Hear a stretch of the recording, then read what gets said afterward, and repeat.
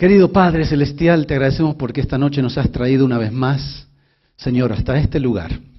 Y gracias por todos los que han podido venir, gracias por los que van a escuchar, los que están escuchando conectados o más tarde quizá también. Señor, te pido que tu Espíritu Santo nos hable al corazón. Una vez más, vamos a abrir tu palabra, Señor. Yo no me siento digno de ninguna manera de ser el que tenga que dar el mensaje. Pero ayúdame a ser fiel a lo que me has llamado a decir. Y permite que tu Espíritu trabaje en todos nuestros corazones. Y que esta semana sea una semana de reavivamiento, de decisión para ti. Gracias una vez más. Te alabamos en el nombre de Jesús. Amén.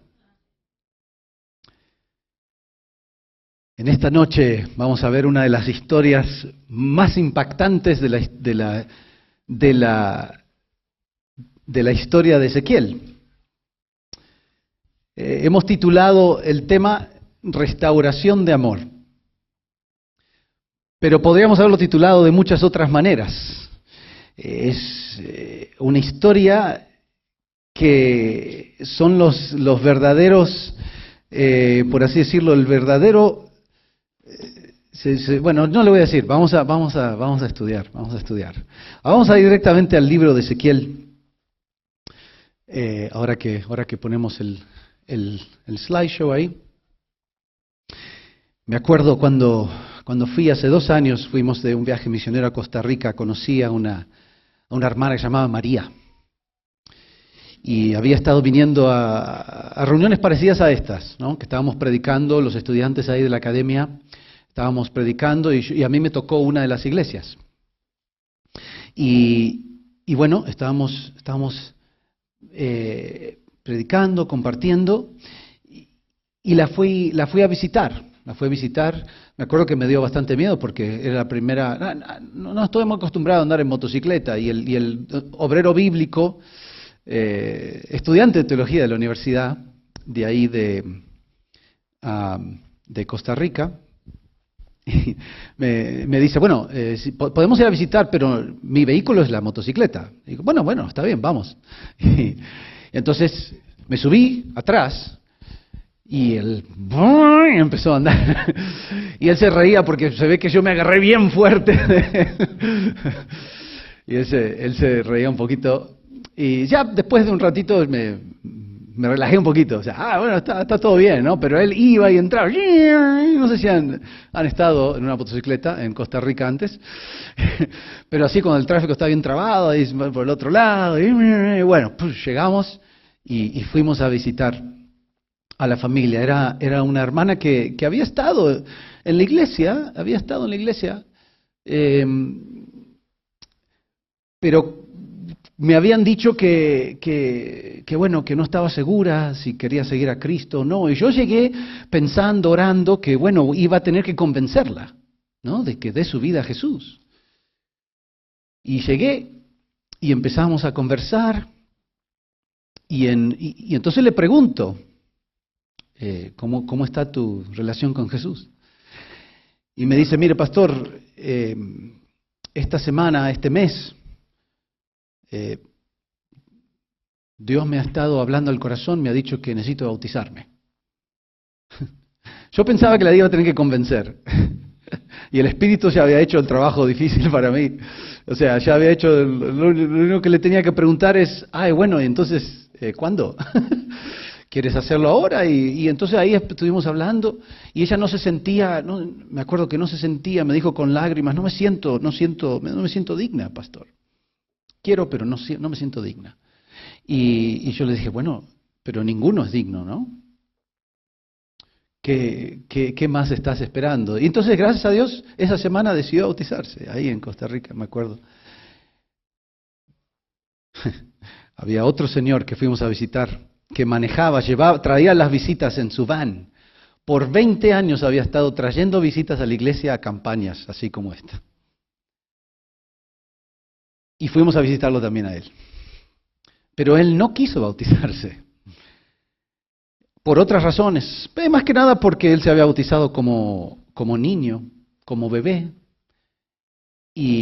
y sentía que si se bautizaba de adulto, pues iba a ir en contra de su mamá, y su mamá había fallecido.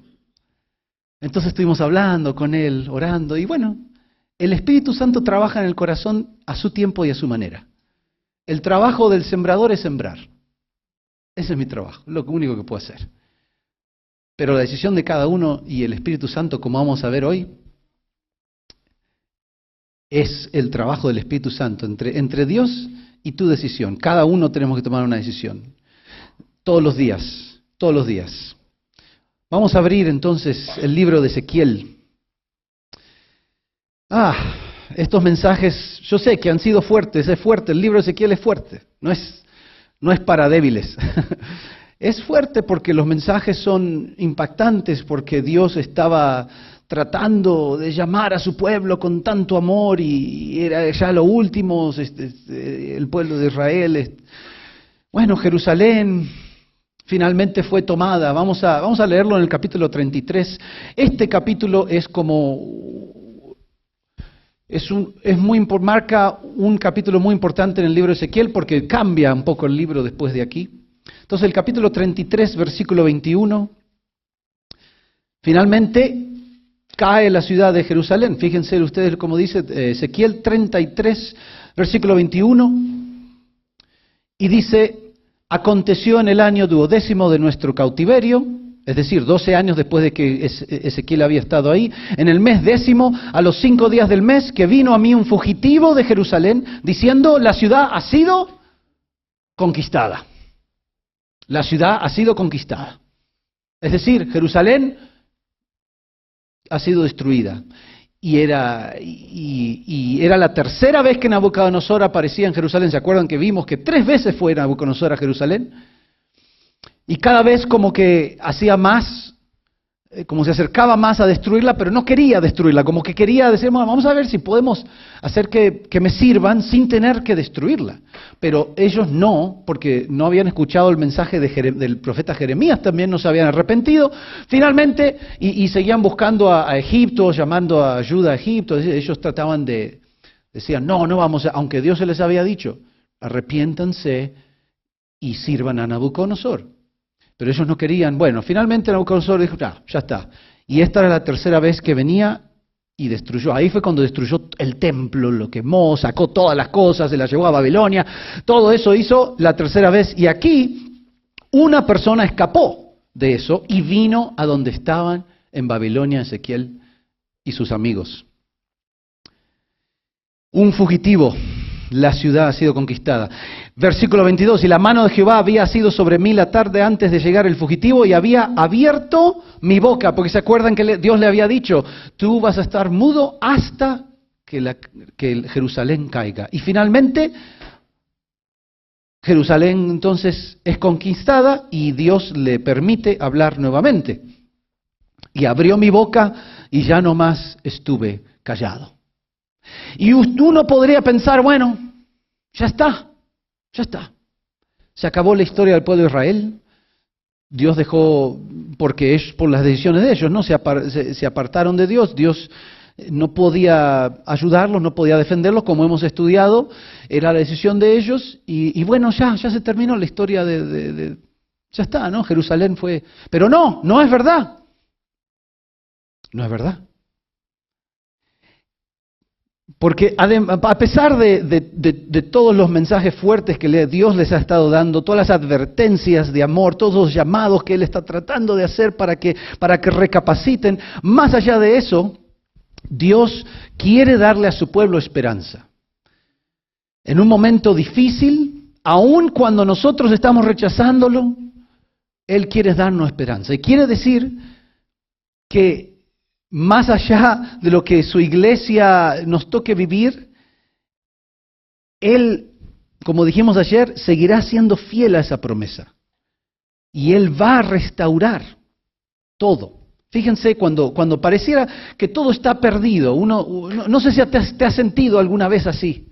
Te has sentido que bueno, ya está, ya mis sueños ya están, no sé, ya está, no voy a seguir intentando más, todo está perdido. No hay pueblo de Dios, ya están no hay ciudad, no hay ninguno que sea fiel. Así se sentía el profeta Elías en un momento. No hay ninguno que es fiel, Dios. Yo soy el único, le dijo a Dios. ¿Te has sentido alguna vez así? Todo está perdido. ¿Qué vamos a hacer ahora? Dios entiende ese sentimiento, entiende esa emoción. O algunos me han dicho también, nunca jamás la iglesia va a poder terminar su trabajo, nunca vamos a poder decir al mundo del Evangelio, nunca va a venir Jesús así. Como que parece imposible el trabajo que tenemos. Parece imposible el ir, el visitar y hablar con una persona, como le estaba diciendo, el hermano dijo, no. Y hasta el día de hoy creo que no se ha bautizado, o sea, hace 2 años y 20 años. Me dijeron que ha estado como en 40 campañas evangelísticas, trayendo a visitas. O sea que se sabe la Biblia, no es que no sabe la Biblia. Quizá mejor que algunos de los hermanos que no han venido, porque él tiene que venir todas las noches, porque él es el que maneja. Así que ahí estaba. Bueno. Más allá de uno puede decir, pero no, la gente no quiere escuchar, no quiere estudiar la Biblia. Uno se siente a veces imposible, es imposible, no, está perdido, estamos perdidos y se siente sin esperanza. Pero en esta noche quiero decirte que nunca subestimes el poder de Dios. Nunca subestimes lo que Dios puede hacer en tu vida, en la vida de la iglesia, en la vida de este mundo, de esta ciudad. Nunca subestimes lo que el Espíritu Santo puede hacer. El amor y el poder de Dios no tienen límites. Por eso en otro profeta, en Zacarías, ¿se acuerdan de este versículo? No con espada, no con ejército, no con fuerza, según la traducción, no, ni con ejército, ni con fuerza o con espada, sino con ¿qué cosa? Con mi espíritu, dice el Señor. Cuando ven el Señor en mayúscula, es el nombre de Yahweh, el nombre de Jehová. No con espada ni con ejército, sino con mi espíritu, ha dicho el Señor de los ejércitos. Y en esta noche vamos a ver cómo Dios, en el capítulo 37, quiere dar esperanza a su pueblo, quiere decirle a su pueblo y a Ezequiel también, porque imagino que Ezequiel estaba sintiéndose sin esperanza. Ahora, ¿cuál es mi trabajo? Ya se terminó, nadie me escuchó. ¿Qué voy a hacer? Mi esposa falleció. ¿Qué voy a hacer ahora? ¿Para qué Dios me deja hablar ahora si ya está? Y Dios quería demostrarle a Ezequiel, no, Ezequiel,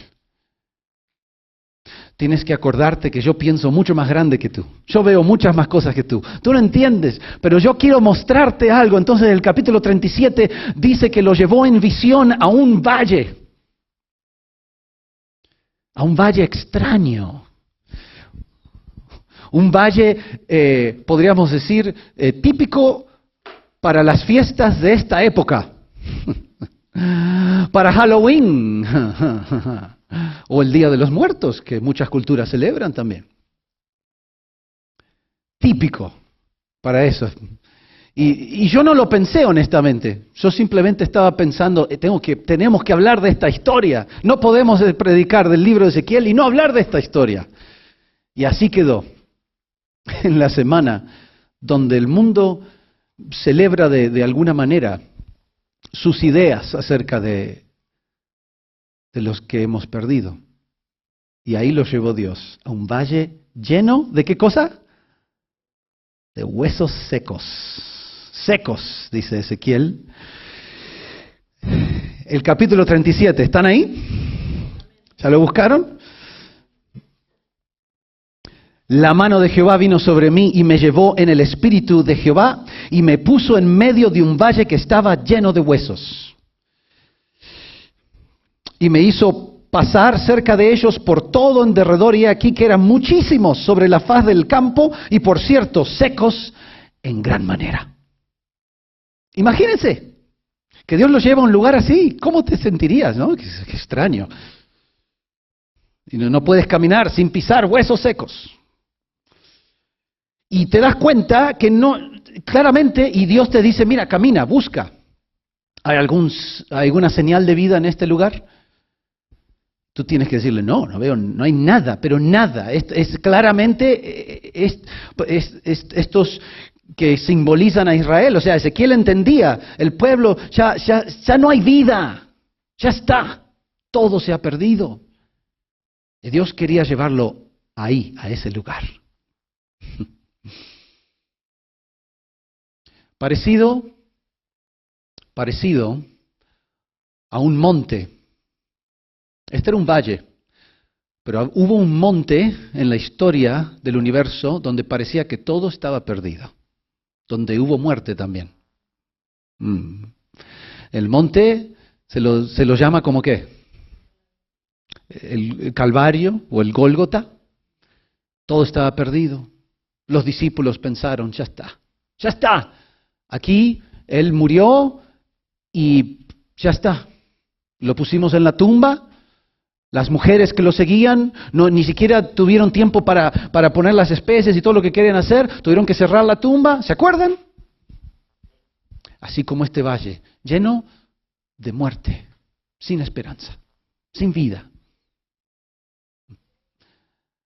Pero en esta noche alguien tiene que recordar, el Espíritu quiere hacerle acordar a alguien que cuando tú piensas que todo está perdido, cuando tú piensas que ya no se puede hacer más nada, ahí es cuando Dios puede empezar a trabajar en tu vida. Quizá tu vida se sienta como este valle. Quizá tu vida con Jesús se sienta como este valle. Tú dices, bueno, sí, yo sé que Él me ama, yo sé que confío, yo sé que Él quiere que tenga una relación, pero realmente yo no siento que hay nada, no siento como, ni siquiera tengo ganas de orar. Dios entiende eso. Entiende el corazón humano mejor de lo que tú piensas, de lo que tú te imaginas. Y ahí estaba Ezequiel caminando entre los huesos. Los huesos secos, dice él, muy, muy secos. Y me dijo, fíjense cómo es Dios, la pregunta que le hacen en el versículo 3. Me dijo, hijo de hombre, ¿vivirán estos huesos? ¿Qué hubieras contestado tú? ¿Vivirán estos huesos? Pero un profeta entiende que Dios siempre está tramando algo. Dios siempre está tramando algo, siempre tiene un plan más allá del que tú y yo podemos ver. En inglés diríamos, God is always up to something. Siempre.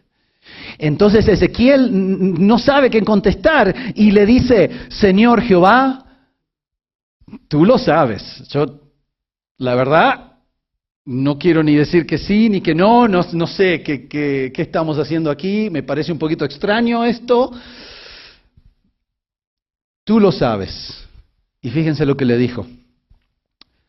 Profetiza sobre estos huesos, o a estos huesos, y diles, huesos secos, oíd, ¿qué cosa?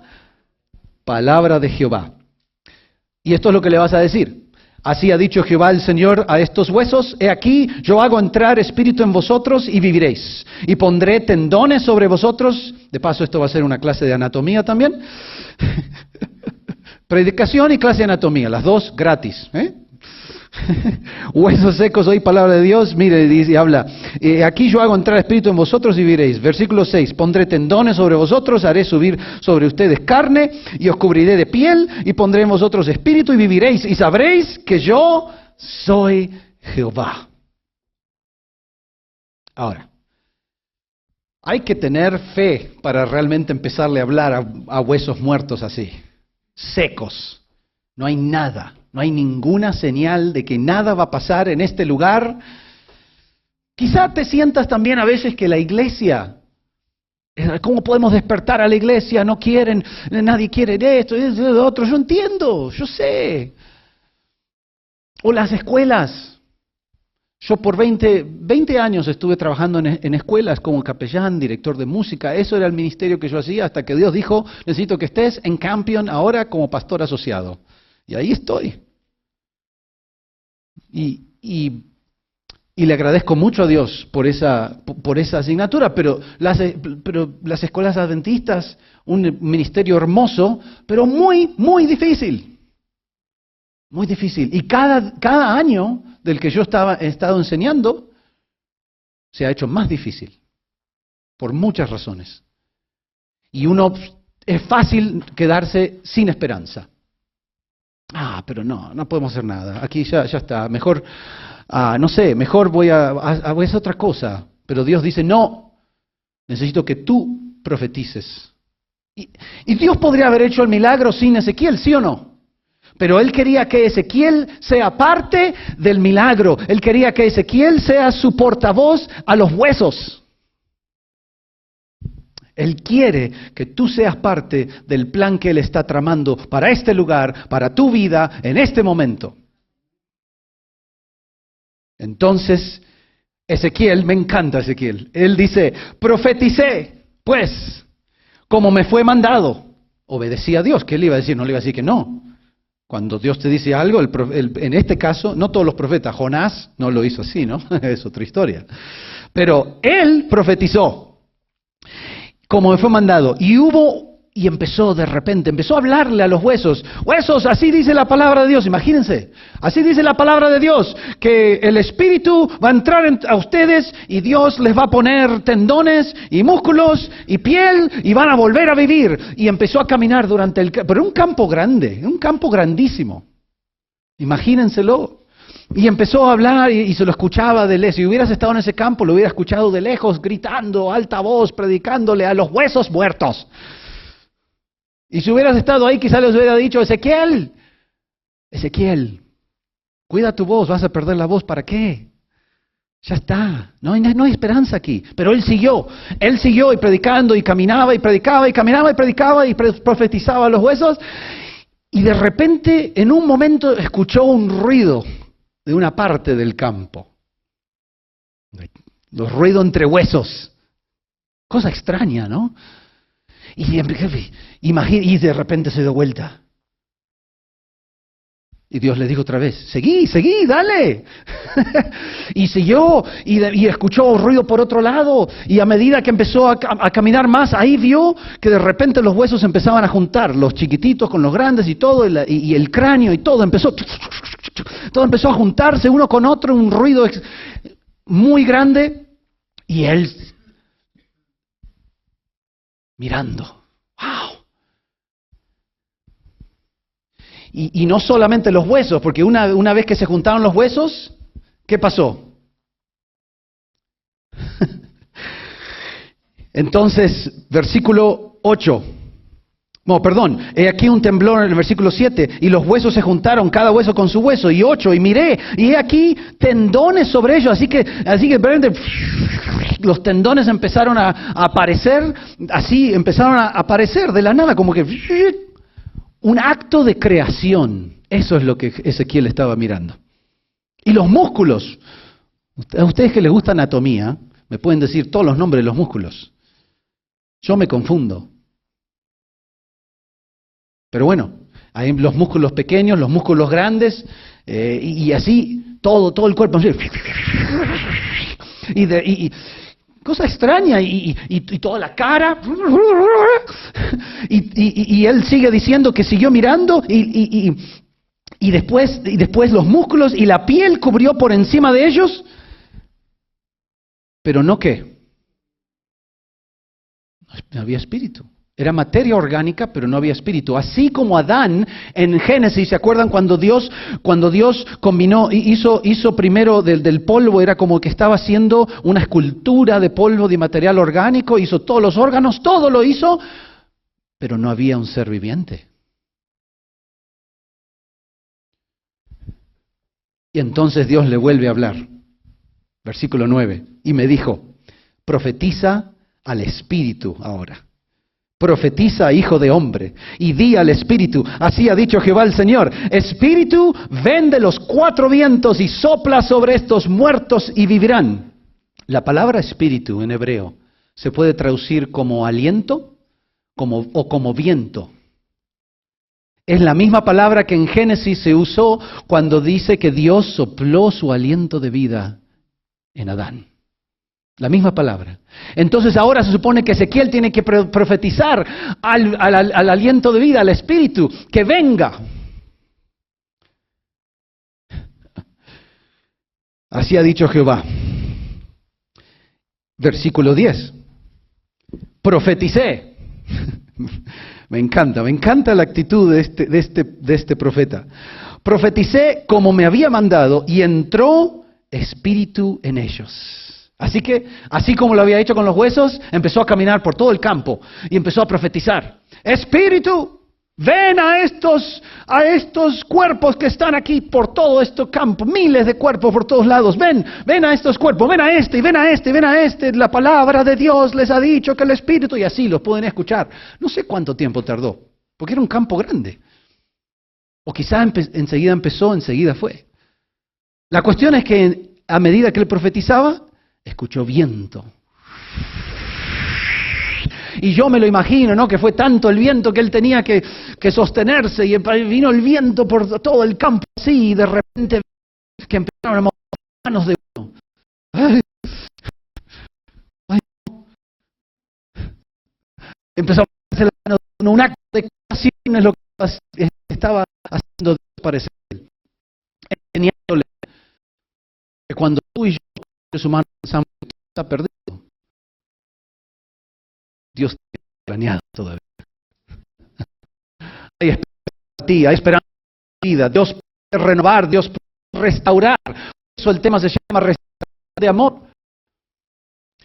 Dios puede restaurar tu vida. Imagínense lo que fue. Y empezó ahí, de repente uno empieza a mover las piernas y empieza a para un de repente me imagino la primera vez que uno lo mira a Ezequiel. Ay. De repente se paran de pie. Pum. Y después otro se pone. Wow. Y profeticé como me había dado, ¿no? Y me dijo, versículo 11, me dijo luego, hijo de estos huesos, la casa de Israel, he aquí, dicen, eso se caen y presión nos traerá y somos del todo destruidos. Por tanto, y dile, así dicho Jehová, aquí vuestro sepulcro, pueblo mío, subid de vuestra sepultura, os traeré a la tierra de Israel, y sabréis que yo soy Jehová, a vuestros sepulcros, y os saque de vuestras sepulturas, pueblo mío, y pondré mi espíritu vosotros viviréis. Y haré reposar sobre vuestra tierra, y sabéis que yo va a ver, y lo hice, dice aquí, de soldados. Así es, entonces, en nuestra vida. Y así fue que Jesús venció la muerte. Mañana vamos a hablar más de eso. No te lo pierdas. Restauración de justicia. Vamos a hablar más de eso. Jesús venció la muerte. Jesús venció la muerte. El problema más grande que teníamos, o por lo menos el problema más grande que pensábamos que teníamos, la muerte. Jesús la venció. Y promete vida eterna. Pero ustedes saben que en realidad la muerte física no es el problema más grande del ser humano. No.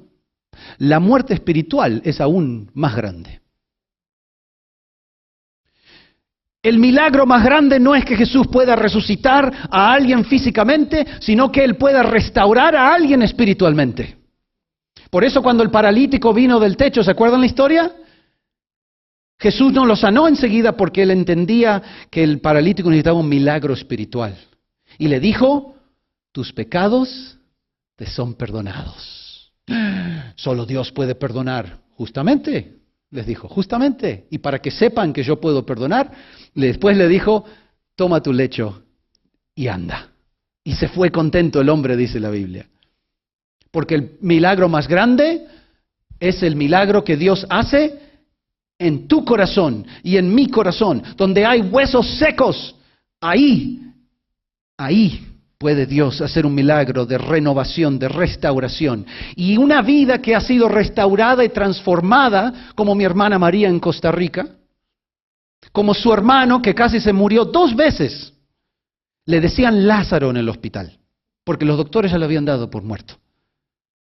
Y él me dice, ¿sabe qué, pastor? Él se bautizó con ella, con su hermana. ¿Sabe qué, pastor?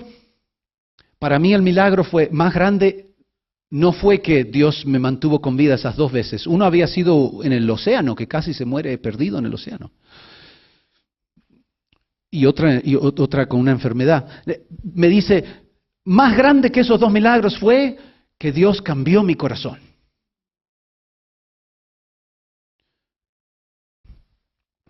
Por eso quiero hablarte de lo que Jesús, del milagro, así lo describe la Biblia. Así lo describe la Biblia. Ahí estamos. Jesús cuando estaba hablando con Nicodemo, le dijo, tienes que nacer de nuevo, tienes que dejar que Dios te recree el corazón. Y Nicodemo dice, ¿cómo puede ser? Esto no puede ser. Y Jesús le dijo, de cierto te digo que a menos que alguien nazca de agua y del Espíritu, uno no puede entrar en el reino de Dios. Necesitas un nuevo corazón, Nicodemo. Lo que ha nacido de la carne, ¿qué cosa? Carne es. Y lo que ha nacido del Espíritu, Espíritu es. El milagro es lo que pasa en el corazón. Por eso yo lo llamo vivos entre los muertos. Estos son los vivos entre los muertos verdaderos. Porque en Romanos también, fíjense lo que dice Pablo, Romanos 6, todo el capítulo es muy interesante, pero él dice, porque por el bautismo fuimos, ¿qué cosa? Sepultados con él en su muerte, para que así como Cristo resucitó de los muertos por la gloria del Padre, así también nosotros vivamos una ¿qué? Una vida nueva, una recreación. Alguien que ha sido transformado por el poder del Espíritu Santo es la evidencia más grande que Jesús vive, que Jesús existe, que el amor de Dios es real. He conocido tantas personas. Cuando fui un misionero en Marshall Islands, el esposo de la directora, nos contaba su historia, su testimonio. Él había sido un alcohólico por muchos años.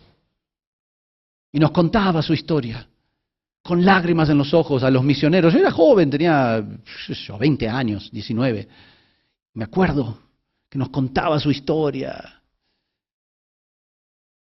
Y nos decía del milagro que pasó en su vida.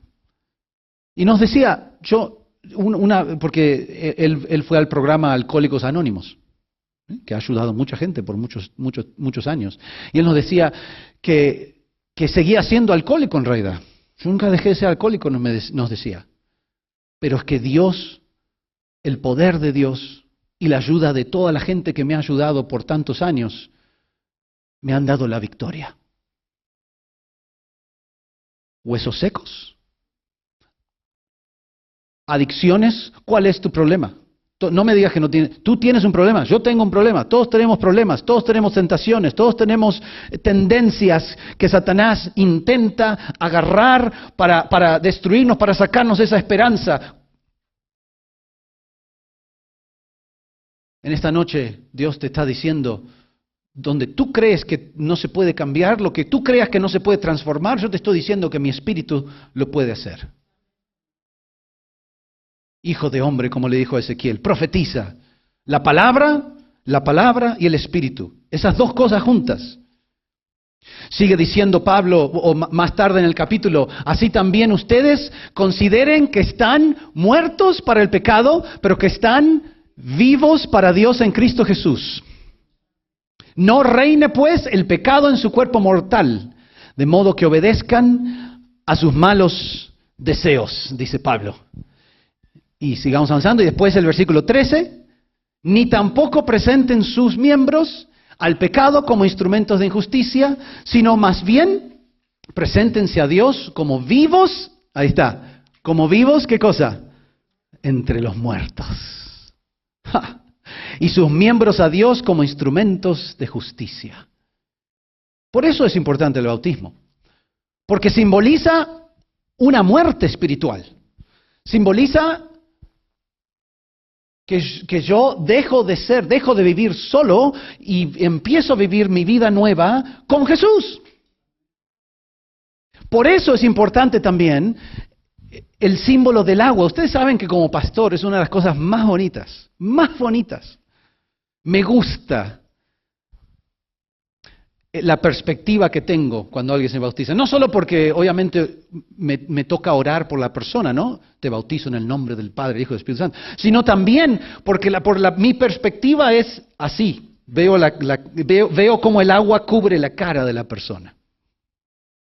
Y eso simboliza, como dijo Pablo, la sepultura. Esta persona está siendo recreada. Es un símbolo de lo que Cristo hace en el corazón, de lo que el Espíritu hace en los huesos secos de esa persona. Y veo cómo el agua la cubre. Y me gusta esperar 1 o 2 segundos. Porque uno podría hacer rápido, ¿no? Pero me gusta ver cómo el agua cubre toda la cara.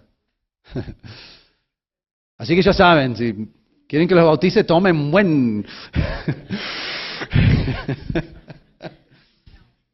Me gusta la perspectiva porque después cuando la persona se levanta, puedo ver toda el agua que se va abriendo así. Y ahí sale la persona. Todo el pelo mojado. Cara de alegría. ¿Por qué? Porque es una nueva persona. Ahora,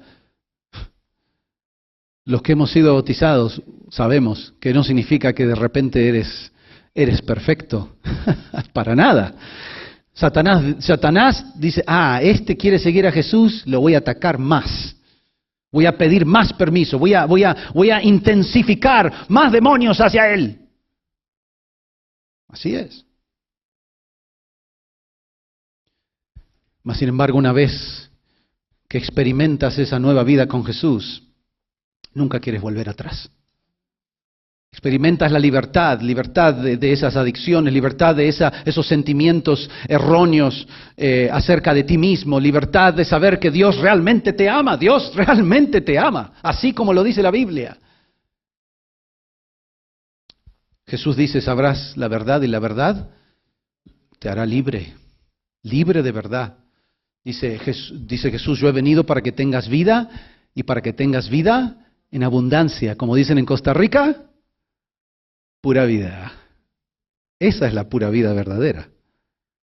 Yo he venido para que la tengas vida, para que tengas vida y la tengas de verdad, en abundancia. No que vivas yendo de una cosa a la otra cosa, de una adicción a otra adicción, de una relación quebrantada a otra relación quebrantada, simplemente buscando eso que llene tu corazón. No, yo voy a hacer el todo para ti.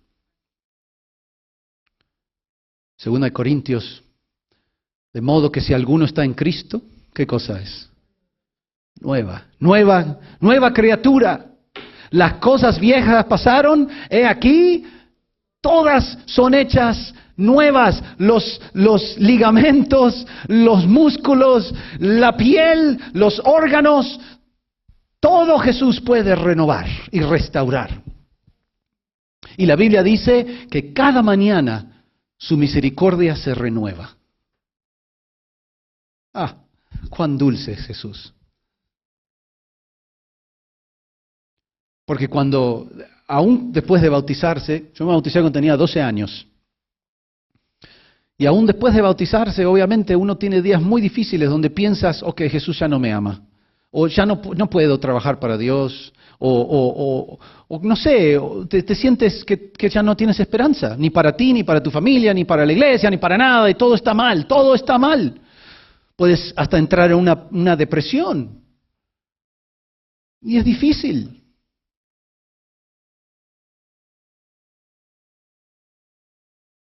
Pero Jesús puede traer vida donde no hay nada.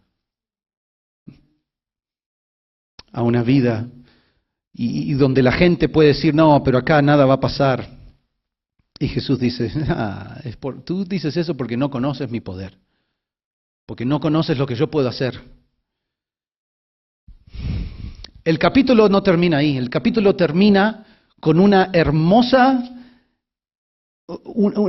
descripción de una restauración total del pueblo de Israel.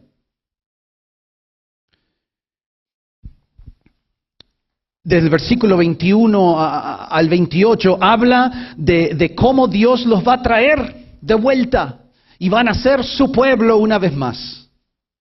Esa renovación, esa restauración, eso lo hace Dios y Él dice que lo va a hacer con su pueblo, con su iglesia. Versículo 21, he aquí yo tomo a los hijos de Israel de entre las naciones a las cuales fueron y los recogeré de todas partes y los traeré a su tierra y los haré una nación en la tierra de los montes de Israel y un rey será a todos ellos por rey y nunca más serán dos naciones, porque se acuerdan que eran dos, ni nunca más serán divididos en dos reinos. También dice que no ni contaminarán ya más con sus ídolos, con sus abominaciones, con todas sus rebeliones. Yo los salvaré de todas sus rebeliones con las cuales pecaron, y los limpiaré y me serán por pueblo, y yo a ellos seré por Dios. Yo seré su Dios. Mi siervo David, habla del Mesías. Esto, acuérdense que dijimos en la profecía, hay siempre dos niveles. Dios le está hablando al pueblo de Israel literal, pero también le está hablando al pueblo de Israel espiritual, al pueblo de Israel escatológico, a los que le tocan vivir en los últimos días. Te está hablando a ti y a mí, que estamos desparramados por toda la tierra. Él dice, yo los voy a juntar. Él dice, yo tengo pueblo en toda la tierra, yo los voy a juntar hacia mí, y yo voy a poner el rey. Dice, mi siervo David será rey sobre ellos. Está hablando de Jesús. Y todos ellos tendrán un solo ¿qué? Un solo pastor. ¿Quién es el rey pastor? Jesús. El rey pastor. Él dice, yo soy el buen pastor. Él es el rey pastor. Y andarán en mis preceptos y mis estatutos, mis mandamientos guardarán y los pondrán por obra. Habitarán en la tierra que di a mi siervo Jacob, en la cual habitaron vuestros padres. En ella habitarán mis hijos, sus hijos y los hijos de sus hijos para siempre. Y mi siervo David será príncipe de ellos para siempre. Para siempre. Así que Él promete... Habla de esta restauración, este milagro que Él puede hacer. No solamente es en nuestro corazón, es en toda la iglesia. Él promete un pueblo unido bajo un rey pastor por la eternidad, en una tierra nueva, restaurada. Ahí lo dijo por Ezequiel. Y dice, fíjense cómo termina, me gusta cómo lo dice la Reina Valera actualizada en este pasaje. Haré con ellos un pacto de paz.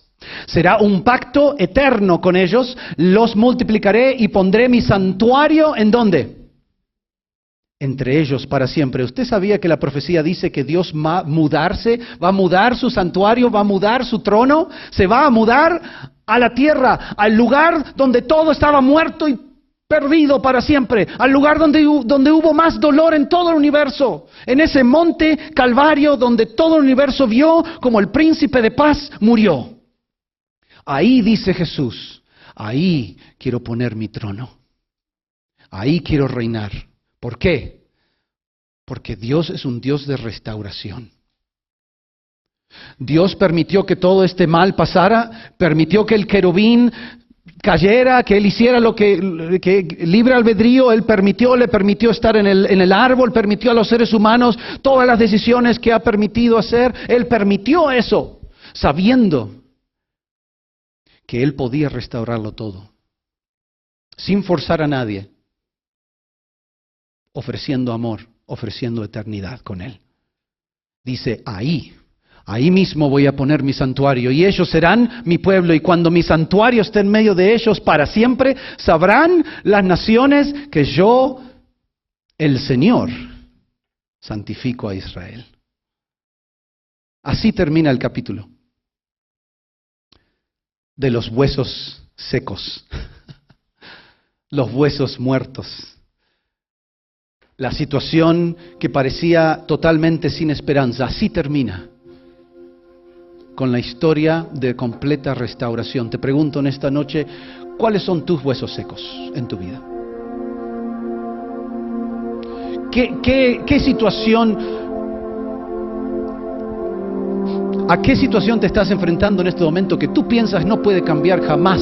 Jamás. No hay nada ni nadie que pueda cambiar en tu vida. Piensa en ti primero, en tu corazón.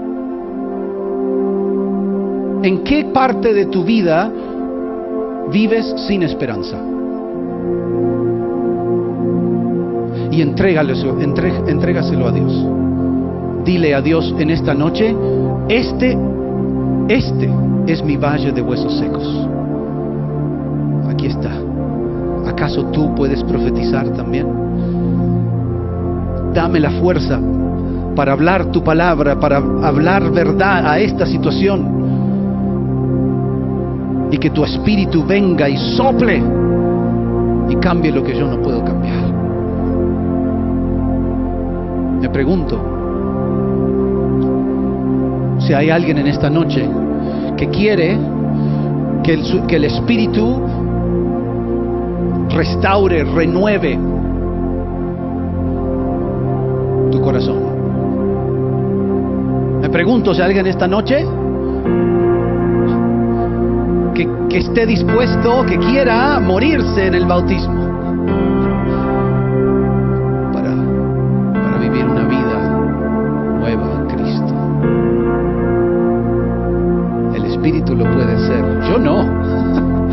Yo lo único que hago es bueno, un poco más largo, como dije, ¿no? Es lo único que hago. Pero el Espíritu, el Espíritu es el que renueva, cambia, restaura, transforma, da vida donde no había vida.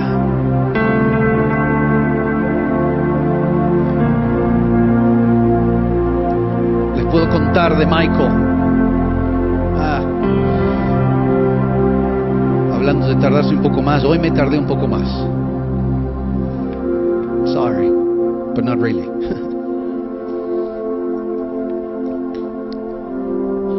Porque esta historia es importantísima. Esta historia de Ezequiel. Así que termino con una historia pequeña de un estudiante mío. Yo trabajaba en Arkansas en una iglesia, en una escuela adventista ahí. Un estudiante, él había sido adoptado y no se llevaba bien con sus padres adoptivos. Al crecer se sentía sin identidad, no sabía a quién pertenecía, y todos no sabían, ¿no? Yo, porque él tocaba música y yo le enseñaba Biblia y él venía a hablar conmigo y venía, entonces yo conocía un poquito y hablamos mucho. Se graduó y después pensó que lo que quería era ir al ejército, quería ser un oficial en el ejército. Entonces fue a una universidad del estado a hacer un programa de officer. Y empezó y así empezó a disciplinarse y todo, pero se empezó a meter en drogas, en alcohol, placeres. Él me decía, todas las noches en el dormitorio era una fiesta. Casi imposible. Así, todo, de todos lados, todos tus amigos, todo. Finalmente lo echaron del programa, porque en ese programa supone que no puedes tomar alcohol. No puedes emborracharte. Entonces lo echaron. Me decía, ya no sé qué es lo que tengo que hacer en mi vida, no tengo propósito, no tengo paz. Para colmo, su padre adoptivo, y no conocía a su familia biológica, pues su padre adoptivo le dio cáncer y falleció. Y él nunca hizo las paces con su padre adoptivo. Y eso lo empezó a comer por dentro. Y seguía tratando de ahuyentar, de matar ese dolor que tenía dentro, de alguna manera de olvidarse, y así, año tras año. Finalmente, y yo trataba de ayudarlo con textos larguísimos, textos que parecían epístolas, me mandaban los textos.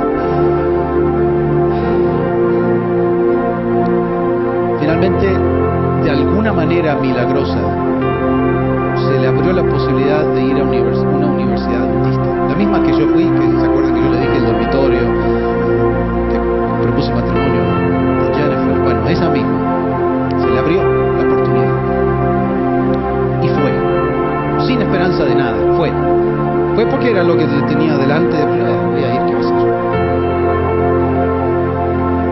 Y después de un semestre yo no había escuchado nada de él por texto y me dice, Mr. Bisalma, me dice el texto, por primera vez en mi vida siento gozo en mi corazón. Me dice, por primera vez en mi vida realmente creo que Dios me ama.